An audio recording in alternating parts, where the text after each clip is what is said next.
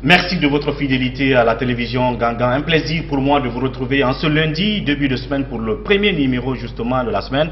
Vous le savez, Café Débat, c'est cet espace qui donne la parole à ceux qui veulent l'apprendre en vue d'impacter l'opinion. Et le premier invité de la semaine, c'est bien M. Baouri, vice-président de l'UFDG, en conflit judiciaire, bien entendu, il faut le rappeler, avec ce 10 partis. Et avec lui, on va parler de sa tournée à l'intérieur du pays où il a été accueilli, non seulement par des sages, mais aussi par des autorités territoriales de ces différents, on va dire, différentes localités où il a donc été. Là-dessus, il nous en dira un peu plus dans ce numéro. Monsieur Ba, bienvenue sur ce plateau de Café Débat. Merci pour votre invitation. Merci une fois encore de la disponibilité. On va parler de votre tournée qui vous a mené à l'intérieur du pays, les grandes étapes dont on a pris connaissance, notamment c'est l'Abbé, c'est Pita, peut-être qu'il y a eu aussi d'autres étapes dans ce voyage à l'intérieur du pays, mais avant, vous tenez à vous prononcer sur cet assassinat qu'il y a eu à Sagalé, notamment le frère de l'érudit de cette localité qui a été froidement assassiné, et la nouvelle a été donc annoncée au grand public ce matin. Quelle réaction avez-vous? C'est avec vraiment une très grande consternation que j'ai appris cette nuit le lâche assassinat de Chérif Ibrahim, frère du vénérable érudit Chérif Majid. Et je considère que c'est le symbole d'un lieu de spiritualité et de tolérance qui vient d'être profané par des adeptes de la violence aveugle. Et c'est une occasion pour moi de transmettre mes condoléances à toute la famille de Sagalé et principalement à la famille de l'érudit Chérif Majid, en leur priant d'œuvrer pour que la quiétude et la stabilité de la localité ne soient pas perturbées par vraiment ces adeptes de la barbarie et de la violence aveugle. Que son âme donc repose en paix, même si on le sait pour l'instant, les circonstances de cet assassinat ne sont pas encore, je veux dire, expliquées par la gendarmerie ou par les forces de l'ordre. Est-ce que c'est prémédité? Est-ce que c'était une attaque de bandits? Ou pour l'instant, rien de tout ça n'est encore éclairé? Pour le moment, il est trop tôt, à la lumière des informations que j'ai, de me prononcer sur la question. Mais ce qui est déplorable, c'est que cette violence dans des localités qui n'ont jamais été connues pour être des lieux de violence soit agressée de cette manière. C'est pratiquement le symbole de la spiritualité dans cette région du pays qui est atteinte. Et j'en profite pour rappeler aux uns et aux autres qu'il y a une petite minorité d'extrémistes qui développent une logique de haine et d'intolérance en s'exprimant au niveau des médias, en usant de leur position officielle pour intimider, pour harceler des populations. Par exemple, avec des propos pour dire c'est tel qui commande ici, quiconque n'est pas d'accord avec lui, on va le mettre dans le puits, ou quiconque critique tel, on va le brûler vif. C'est des actes, c'est des propos qui banalisent la violence. Bien. Et je pense que toutes les autorités, aussi bien officielles que judiciaires, doivent agir promptement pour que tous ceux et toutes celles qui vont dans le sens d'incitation à la haine, d'incitation à une agression physique et à des assassinats soient traduits devant les tribunaux. Il ne faudrait pas attendre qu'il y ait des actes pour déplorer le fait. Il faut que les procureurs de la République, de par leur mission régalienne, d'être du côté du ministère public, d'agir conformément au droit et conformément à la loi pour que tous ceux qui vont dans le sens de développement d'une culture de haine, d'intolérance et de violence soit stoppé net. Qu'ils soient députés, qu'ils soient ministres, qu'ils soient responsables administratifs ou simples citoyens. La stabilité du pays passe par là. Bien. Alors c'était donc un peu l'entrée en matière de cette émission, votre opinion, votre témoignage sur l'assassinat du frère donc l'érudit de Sagalé. On attendra de voir après les enquêtes ce qui sera dit clairement des circonstances de l'assassinat de ce monsieur. Alors parlons finalement de cette actualité qui est donc relative à vous-même, cette tournée à l'intérieur du pays. D'abord, c'était quoi le motif de votre descente à l'intérieur du pays, une fois encore, l'Abbé, Pita, je ne sais pas encore quelle autre étape? Non, j'ai été à l'intérieur du pays et j'entends dans les prochaines semaines développer cette dynamique sur l'ensemble du territoire national. Parce que je veux aller à la rencontre de mes compatriotes les plus humbles qui sont dans les villages ou qui sont dans les villes de l'intérieur du pays, pour mieux apprendre auprès d'eux de la situation telle qu'ils la vivent, et aussi mieux connaître la Guinée, mieux connaître les hommes et les femmes qui peuplent ce cher pays. Donc j'étais à Pita. Dans un premier temps, je suis allé à Douki, dans Dongol Touma. Vous savez que cette partie du pays est récemment martyrisé par plusieurs incendies des cases d'origine mystérieuse. Et beaucoup de familles sont sinistrées, et c'était une occasion pour moi d'aller sur place, principalement à Douki, dans Dongol Touma, exprimer ma solidarité de manière plus concrète, de par ma présence, en rencontrant les différentes personnes de la localité et qui sont en train d'œuvrer pour organiser la solidarité pour venir en aide à ces familles sinistrées. Donc par la suite, je suis allé toujours dans Pita, dans une localité que je connais, que je ne connaissais pas, qui n'est pas loin de mon village d'origine, du Yébessali, mais qui est dans Dalaba. C'est Kahel. Kahel, comme vous le savez, a été le lieu où Olivier de Sanderval avait rêvé de construire son royaume. Et Kahel est réputé par le livre de Tierno Monenembo lorsqu'il a écrit Le roi du Kahel. Donc Kahel est à quelques kilomètres de mon village. Donc c'était une occasion pour moi d'aller saluer... Faire cette découverte. Cette découverte, et aussi... c'est des relations anciennes entre nos deux villages qui sont traditionnels. Kahel est réputé comme étant un lieu de sagesse, un lieu de piété et de spiritualité. Et mes arrière-grands-parents ont toujours noué des relations de confiance avec les sages de Kahel. Et ce qu'il faut dire, et pour que beaucoup de gens qui ne connaissent pas l'intérieur du pays ignorent, Kahel est peuplé aussi bien par des populations peules que par des populations malinquées. Donc c'est pour dire à ceux et à celles qui croient que la Guinée est compartimentée en régions ethniquement distinctes, ce n'est pas conforme à la réalité.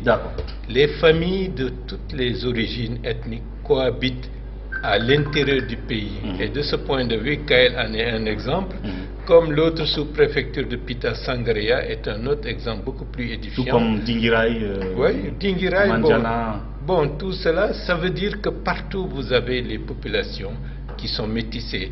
Et la Guinée, dans la région, est la population la plus métissée de la région ouest africaine. Ça, c'est une valeur que je découvre sur le territoire. Bien. Après Kahel, je suis allé à l'Abbé, parce que l'Abbé, je me sens aussi de l'Abbé, puisque ma belle famille est de la région.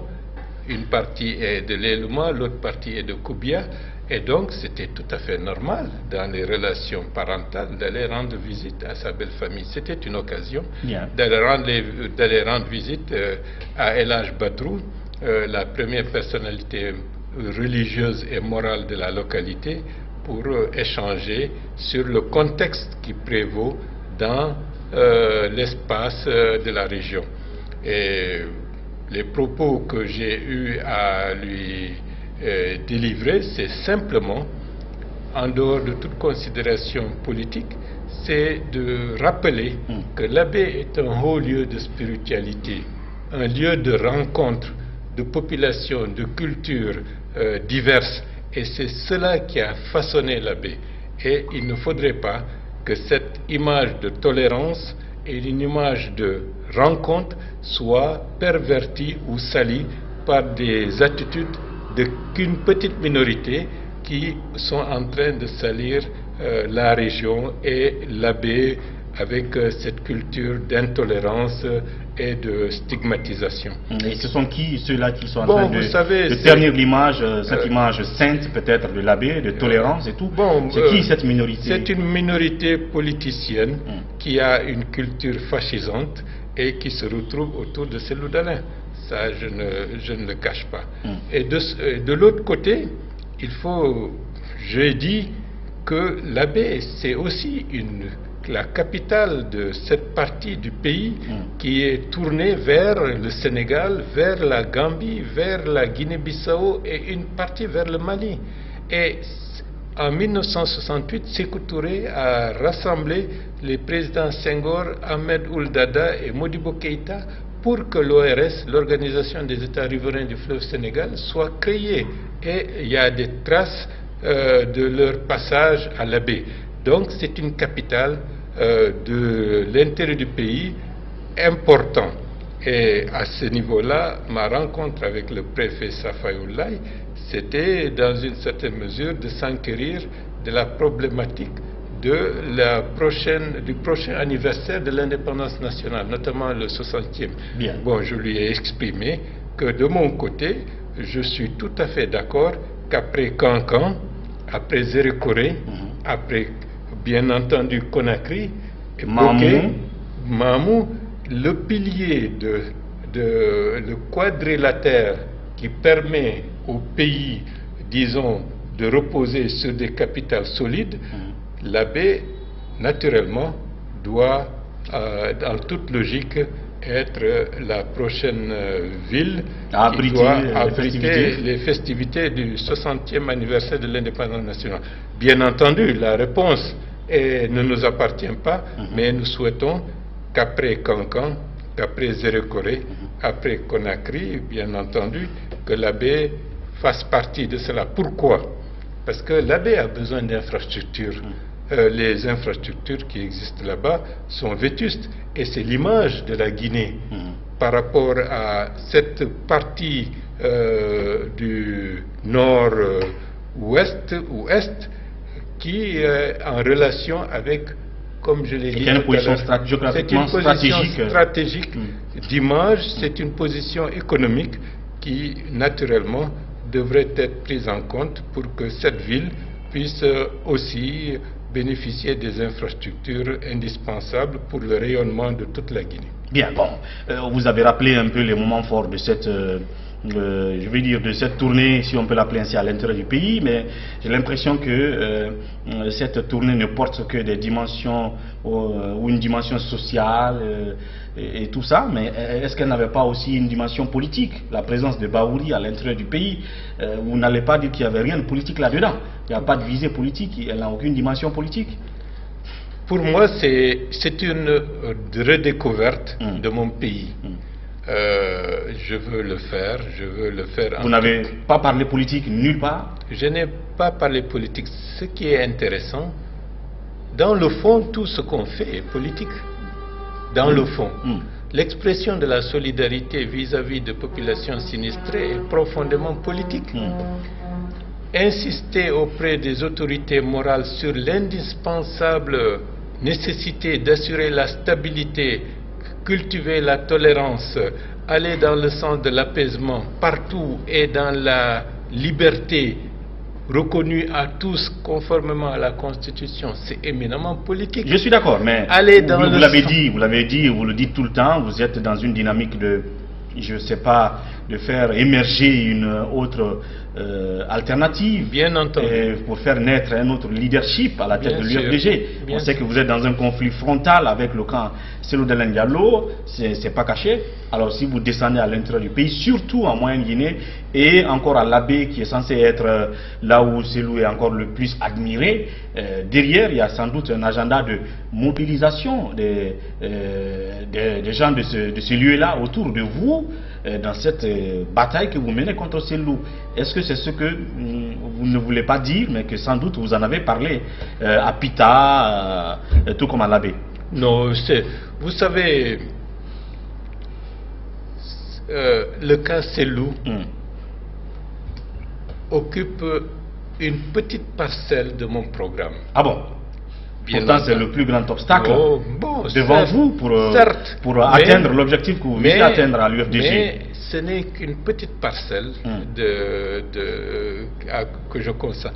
Je suis dans une dynamique de faire en sorte que toute la communauté nationale, surtout les jeunes de ce pays, se rendent compte qu'il y a une autre manière de faire la politique. Je ne veux plus que les jeunes et les générations montantes n'aient qu'une idée d'intolérance, qu'une idée de violence, qu'une idée de malhonnêteté et de culture de mensonge au niveau de la politique.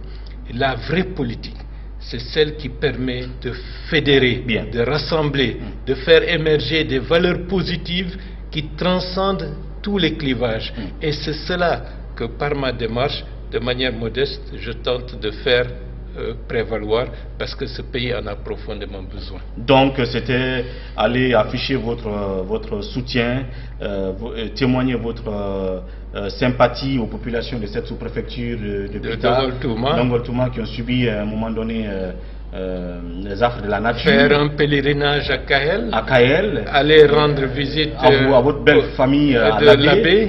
Ça s'est résumé à cela. Il ne s'est pas agi de Cellou Dalein Diallo, il ne s'est pas agi des élections locales à venir, il ne s'est pas agi du mouvement Baouri Renouveau, rien de tout ça. Non, je ne comprendrais pas quand même que Baouri prenne la peine d'aller à l'intérieur du pays et qu'il ne pousse pas ce pion-là. Où est-ce que c'est la partie cachée de votre agenda? Non, vous savez, les choses les plus solides, les plus fortes, ce sont les choses que les populations elles-mêmes finissent par découvrir par elles-mêmes. Ce qui est le plus important, ce sont des faits, des actes, l'expression de la solidarité, la reconnaissance de la diversité ethnique, religieuse de ce pays, en mettant ça en valeur, le fait de reconnaître à des autorités morales, à des autorités officielles leur rôle et leur importance, avec tout le respect dû à leur rang.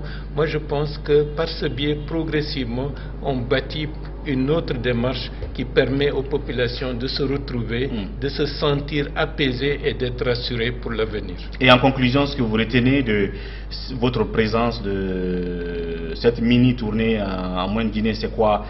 C'est un Baouri qui revient ragaillardi, je ne dirais pas politiquement puisque vous ne voulez pas le dire, mais socialement, parce que vous y avez été bien accueillis, vous y avez trouvé le sourire des uns et des autres devant vous. Comment vous revenez de l'Abbé, de Pita et de ces sous-préfectures? Non, j'en reviens comblé, bien entendu ragaillardi, et beaucoup plus déterminé à aller dans le sens du chemin que j'ai toujours préconisé depuis pratiquement mon retour en Guinée.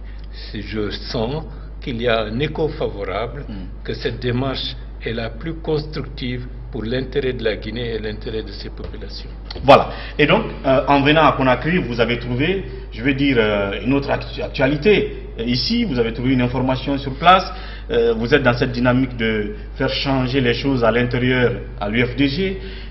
Et donc, dans cette lutte-là, vous aviez des gens avec vous, peut-être plus ou moins, mais on a l'impression que certains vous quittent aujourd'hui. C'est ce que nous a laissé comprendre cette actualité. Il s'agit de la réintégration à l'UFDG de 3 personnes, ou 2 minimum je crois, un certain Mamadou Bari et Lamine Diallo, qui selon les informations auraient été vos proches dans le combat que vous étiez en train de mener, et vous aviez des choses en commun, c'est que vous aviez tous été exclus à un moment donné de l'UFDG. Ces gens-là qui retournent à l'UFDG aujourd'hui, on a vu Mamadou Bari qui avait pris notamment la parole à l'Assemblée générale du samedi passé, qui disait prévenir l'UFDG d'un danger qui viendrait de dehors. D'abord, qu'est-ce que vous dites de cette réintégration à l'UFDG de ces personnages?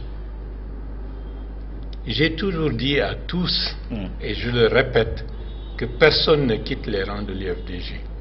Quelle que soit la frustration accumulée, les injustices subies, de rester à l'intérieur de l'UFDG. Et lorsque le jeune Intello avait démissionné, je n'avais pas manqué de dire publiquement que c'est une erreur. Il faut rester à l'intérieur de l'UFDG. Le combat se fait à l'intérieur. Maintenant, si ceux qui avaient donné des coups de pied à certains de nos cadres hier sont en train de, en catimini, de les réintégrer en leur exigeant de présenter des lettres d'excuses, mais ça prouve le degré zéro de la culture de gouvernance. Au sein de l'UFDG? Bien entendu, c'est le symbole de la malgouvernance. Des personnes ont été exclues de manière illégale. Ce qui était tout à fait normal et logique pour Sellou, c'est de prendre acte que leur décision d'exclusion de Lamine Diallo, de Mamadou Bari, n'est pas en conformité avec les statuts du parti. Et par conséquent, nous, eux, ils remettent en forme les statuts du parti en présentant leurs excuses aussi bien à Mamadou Bari qu'à Lamine Diallo et en leur disant que leur place, comme par le passé, est à l'intérieur du parti. C'est ça qui leur aurait donné, disons, une Donc vous avez trouvé d'abord mal que Mamadou Bari et Lamine Diallo aient adressé une quelconque lettre d'excuse au bureau exécutif de l'UFDG. C'est ce qu'ils ont dit, vu les excuses d'X, etc., ils prennent acte de leur réintégration. Alors que la faute qui a été commise par Sellou et compagnie. C'est eux qui doivent présenter des excuses à ceux qui ont été mis, entre guillemets, dehors pour un certain temps. Parce que c'est ça qui est conforme au statut et au règlement du parti. L'autre lecture que les gens ont fait de cette réintégration, je vois que vous appréciez leur réintégration parce que vous pensez que leur place, c'est au sein de l'UFDG. Donc s'ils réintègrent l'UFDG, c'est bien. Mais par contre, certains observateurs pensent que ça, c'est pour vous isoler. Parce qu'on pensait que ces deux-là, leur place était à vos côtés en livrant cette guerre à Sellou. Peut-être pour un objectif qui serait atteint ou pas, je ne sais pas. Donc, est-ce que vous croyez que non, vous n'êtes pas isolé, comme le pensent certains, en faisant réintégrer le parti à ces deux-là aujourd'hui, c'est pas pour vous isoler politiquement? Bon, peut-être, vous savez, dans le combat politique, il y a beaucoup d'intentions bonnes et mauvaises. Mais ce qui est sûr, j'ai beaucoup d'amis, j'ai beaucoup de sympathisants. J'ai beaucoup de gens qui croient en Baouri et qui sont à l'intérieur du parti. Et je leur ai dit de rester et d'attendre le moment opportun pour exprimer de manière la plus ouverte leur position. Et je pense que de ce point de vue, la démarche est en train de gagner du terrain. Donc si Mamadou Bari et Lamine Diallo font partie de ces gens, et qu'ils réintègrent l'UFDG, ça ne fait que renforcer vos hommes qui sont tapis dans l'ombre de Sellou dans le parti? Non, ça devrait amener beaucoup de gens qui ont insulté à un moment donné Mamadou Bari. Parce que vous vous souvenez, lorsque je suis revenu d'exil le 24 janvier, j'avais exigé d'aller au siège avec Mamadou Bari. Je suis allé au siège avec Mamadou Bari. Je lui ai tenu le bras pour que là où je m'asseyais, il s'assoit à côté de moi. Ce jour-là, certains l'ont hué. Mon discours a été interrompu à partir du moment où j'ai dit comment on peut parler de l'unité en excluant Mamadou Bari, le neveu du doyen Ba Mamadou, qui a été pour beaucoup pour l'arrivée de Sellou Dalein à l'intérieur de l'UFDG. Le discours a été interrompu par des chahuts. Et si aujourd'hui, ceux-là même qui lui avaient donné un coup de pied le reçoit en grand pompe, mais j'en suis heureux. Bien. Cela veut dire, quand la leçon a tiré, que les gens fassent attention. À quoi? On leur dit chanter, ils chantent. On leur dit pleurer, ils pleurent. On leur dit insulter, ils insultent. Demain, ils vont se retrouver en train d'être complètement pestiférés. Vous allez parler des militants, quoi? ceux qui jouent à ce jeu-là. Bien. Qu'est-ce qu'on peut dire? Est-ce que l'effet attendu peut-être de cette réintégration n'est pas que Bahouri aussi fasse sa lettre d'excuse pour réintégrer l'UFDG? Est-ce qu'un de ces jours vous pourrez le faire, déposer votre lettre d'excuse pour réintégrer l'UFDG? Bon, déjà, moi je ne fonctionne pas comme ça. Je fonctionne selon une logique de gouvernance sérieuse, vertueuse, reposant sur des fondements du droit. Ma plainte a été validée par le tribunal de Dixine. Le tribunal de Dixine a indiqué le 3 mars dernier que Sellou a violé les statuts en prononçant l'exclusion de Bahouri. Ils ont interjeté appel. La cour d'appel de Conakry doit statuer.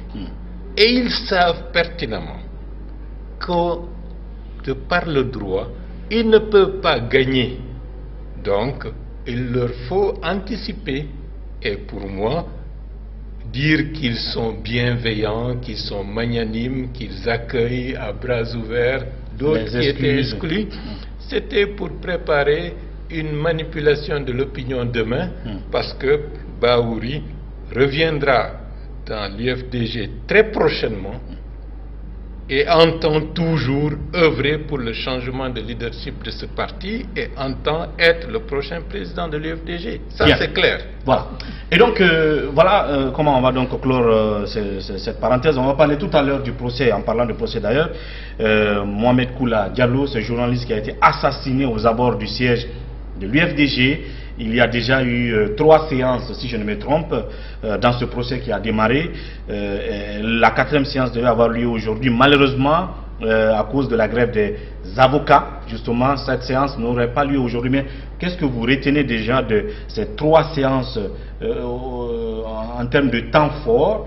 Vous nous le direz tout à l'heure. Mais après la pause thé, on se retrouve pour continuer notre émission.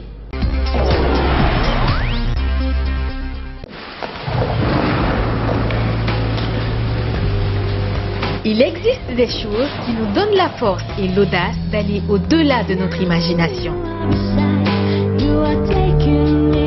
Le thé Akbar. Le thé Akbar est fabriqué en utilisant uniquement les feuilles soigneusement sélectionnées en provenance de Ceylon.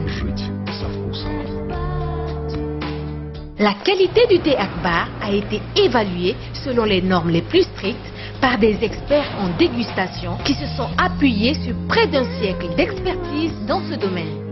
Premier producteur de thé, vous pouvez faire confiance à la famille Akbar pour vous garantir votre santé. Seule la meilleure tasse de thé peut vous procurer de la fraîcheur.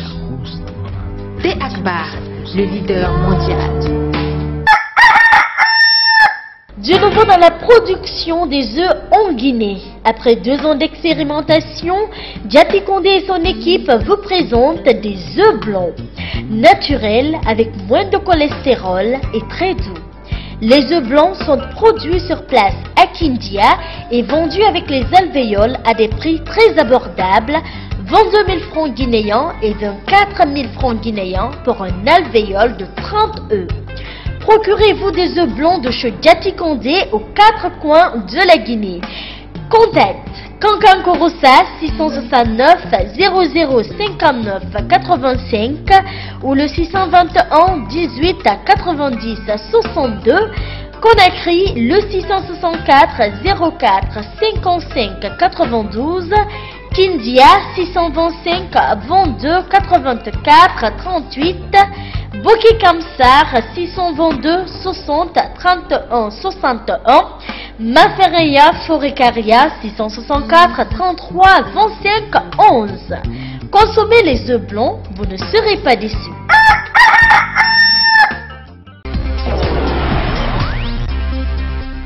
Voilà, donc merci de nous retrouver dans cette deuxième partie de Café Débat qui reçoit dans ce premier numéro de la semaine M. Bahouri, vice-président en conflit avec le parti UFDG, c'est à rappeler, qui était donc en tournée à l'intérieur du pays. Il a rappelé les étapes de cette tournée, notamment en Moyenne-Guinée, les temps forts, l'objectif, ce qu'il retient de cette tournée à l'intérieur du pays. Il s'est prononcé aussi sur la réintégration de Mamadou Barry et de Lamine Diallo à l'UFDG. Est-ce que c'est pour l'affaiblir politiquement, pour l'isoler? Il s'en réjouit tout simplement. C'est ça la conclusion qu'il en tire. Est-ce qu'il présentera à son tour une lettre de pardon ou d'excuse? Il ne le fera jamais, vous l'avez aussi entendu.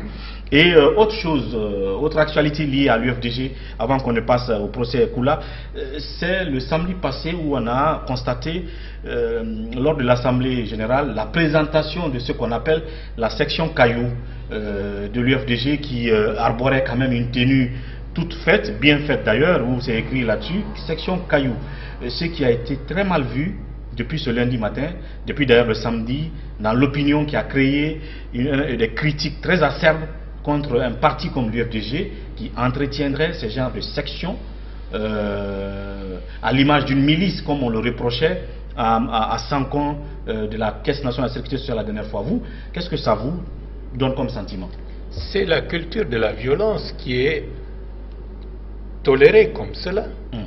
C'est la violation de la charte des partis politiques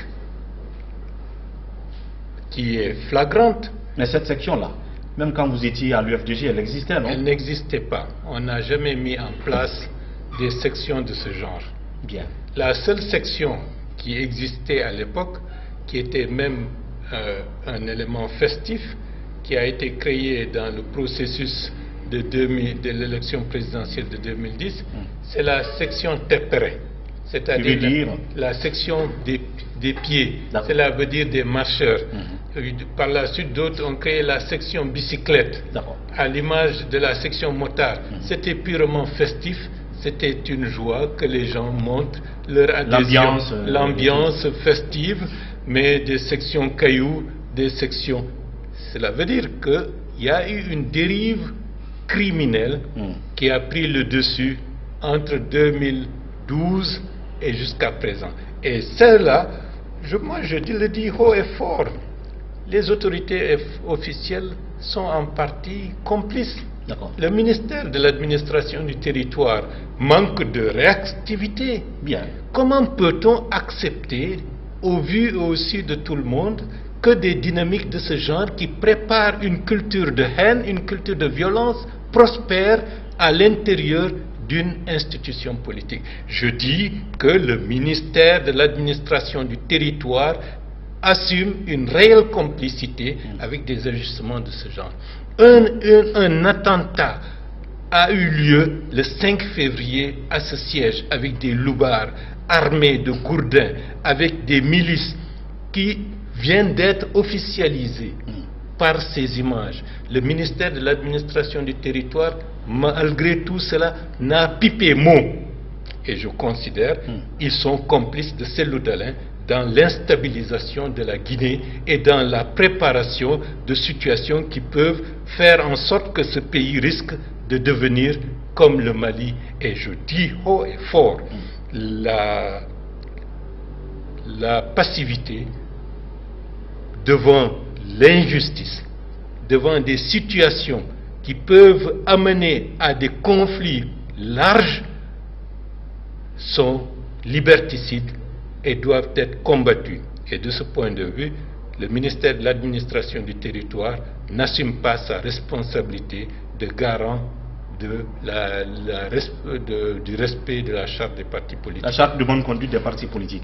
Donc ce que vous attendiez, ou qu'on doit attendre du ministère de l'administration du territoire dans ce cas d'espèce, c'est donc de demander au parti de faire dissoudre cet appendicite du parti s'il existe, cette section caillou-là. De toutes les façons, de la même manière, les propos d'incitation à la haine, les propos appelant à des assassinats politiques, de lapidation ouvertement exprimés par des députés ou par d'autres cadres dits politiques, et aucune réactivité des procureurs de la République, je considère cela comme étant aussi un abaissement de l'autorité de l'État et de l'autorité de la loi, et ça ne favorise que la culture de la violence. Et le ministère de l'administration du territoire et les procureurs de la République montrent une attitude complaisante qui ne doit pas être tolérée. Parlons à présent du procès Koula. Je le disais tout à l'heure, depuis son lancement, son démarrage effectif, après quelques reports, il y a eu déjà 3 séances. Et la 4e séance devait avoir lieu aujourd'hui, je ne vous le fais pas rappeler. Les avocats sont en grève, ce qui fait que cela n'aura pas lieu. Déjà, votre réaction sur cette grève qui affecte la continuité de ce procès. Après, vous nous parlerez de ce que vous retenez de ces 3 premières séances. Bon, je ne me prononcerai pas sur le conflit qui oppose les avocats et le parquet, puisque je ne suis pas au courant des faits et ce n'est pas de mon ressort de m'immiscer dans ce conflit social. Mais ce que je dois dire, le procès aura lieu. Qu'il retarde ou qu'il soit accéléré, le procès a déjà commencé. La séance dernière, il y avait une liste de témoins qui a été publiée.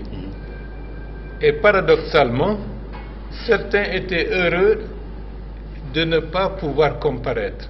Comme qui, par exemple? Bon, le clan de Selou, ses proches qui étaient cités.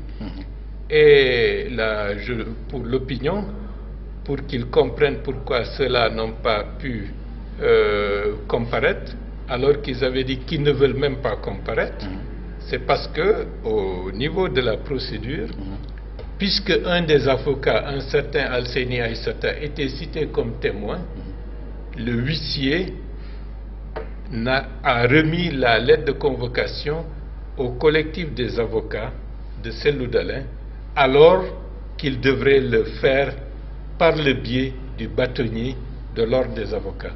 C'est cette vice de forme qui a été exploitée par le collectif des avocats de Selou Dalein pour demander l'annulation de cette première demande de comparution. Mais bon, on prend acte. Vous savez qu'au point de vue juridique, la forme l'emporte sur le fond. Si vous ne respectez pas la forme, les questions de fond ne seront même pas évoquées.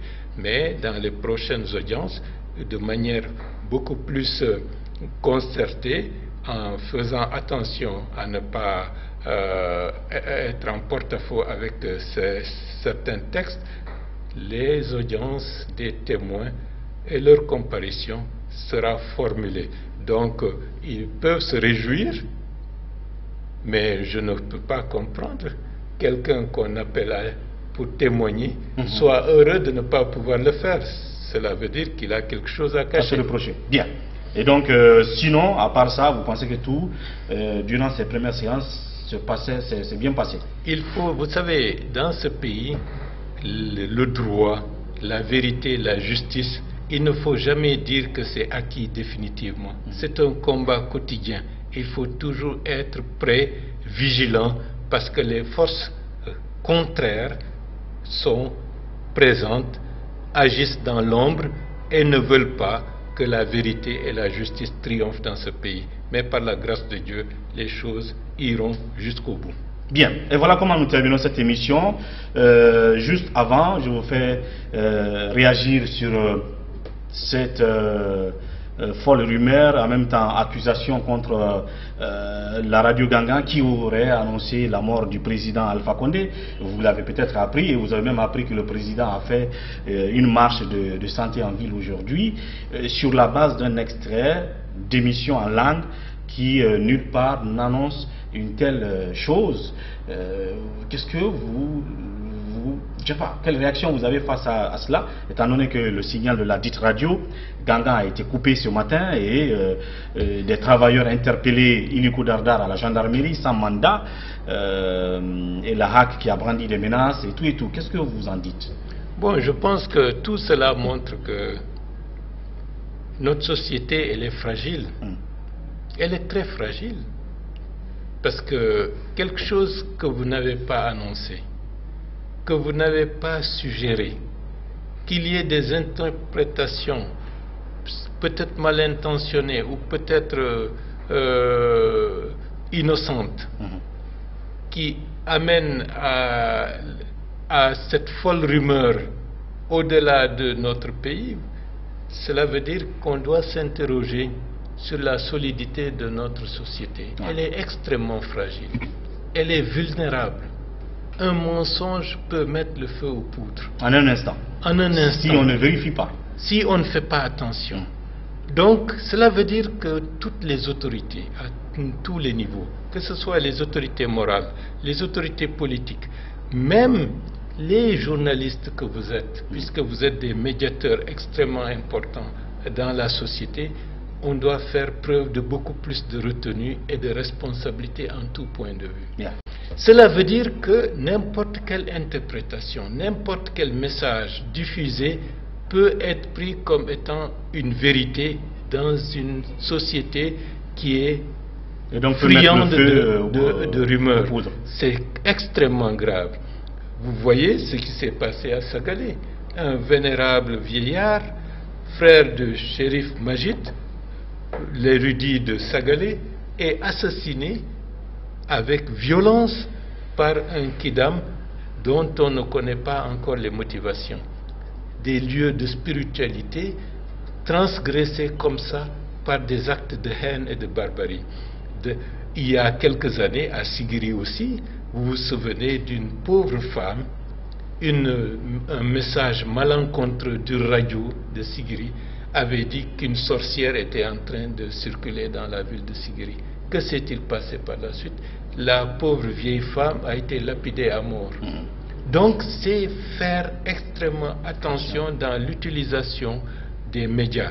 Et aussi, il y a un environnement non professionnel, non conventionnel, des réseaux sociaux, où n'importe quel message est véhiculé. Et de ce point de vue, une société qui n'est pas capable d'avoir des filtres, de distinguer le vrai et le faux, le vraisemblable et l'invraisemblable, est une société qui est extrêmement fragile et tous les acteurs doivent y veiller parce que on n'est pas à l'abri d'actes malveillants, d'exploitation de situations qui risquent de nous mettre dans des situations très dramatiques. Donc, à tous, faisons preuve de plus de retenue, de responsabilité, et surtout lorsqu'on a le privilège d'avoir la parole publique, d'être encore plus responsable. Voilà donc, et ce moment, il faut le rappeler, ce moment d'accusation justement contre le média Gangan FM coïncide justement à la mort d'un de nôtres. Il s'agit de